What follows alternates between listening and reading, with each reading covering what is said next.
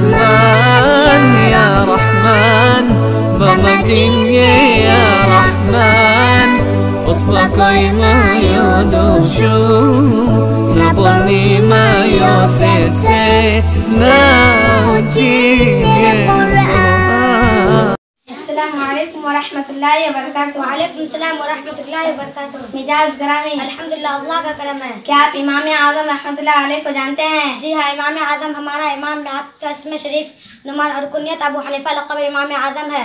आप क्या बता सकते हैं कि हमारे इमाम किसके औलाद से हैं? अजीज़ा बहन नौशरवा जो मुल्क फारिस का बादशाह था, आप उसी औलाद में से हैं। आपने इमाम आज़म रहमतुल्लाह अलैह के वालिद माजिद का नाम नहीं बताया। आपने पूछा ही कब था, इमाम आज़म के वालिद माजिद का नाम साबित था।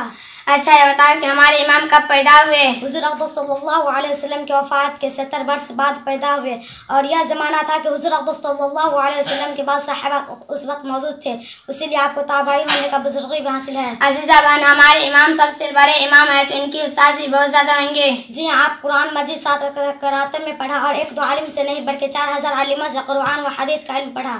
अच्छा, ये बताओ कि हमारे इमाम को इमाम आज़म क्यों कहते हैं और कब से कहते हैं? हमारे इमाम को इमाम आज़म इसलिए कहते हैं कि आप सबसे बड़े इमाम आज़म बड़े को कहा जाता है।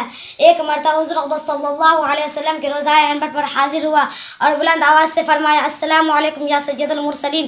उस वक्त रोज़ाए अनवर से जवाब आया, वालेकुम सलाम या इमाम मुस्लिमीन। ये जवाब एक आदमी नहीं सुना, बल्कि वहाँ उस वक्त 1000 आदमी मौजूद थे, सबने सुना। उस वक्त से आपके इमाम आज़म कहने लगे। अच्छा, ये बताओ कि हमारे इमाम की उम्र कितनी हुई और कब इंतकाल हुआ? हुज़ूर अक़दस सल्लल्लाहु अलैहि वसल्लम की वफ़ात के 70 साल हुई थी कि 150 हिजरी में वफ़ात पाई। फिर तो आपके जनाजे की नमाज भी तो बहुत से आदमी ने पढ़ी होगी। आपकी वफ़ात की खबर सुनकर उस कदर लोग जमा हो गए थे कि आपके जनाजे की नमाज़ 5 मरतबा पढ़ी। 50,000 आदमियों ने जनाजे की नमाज़ पढ़ी।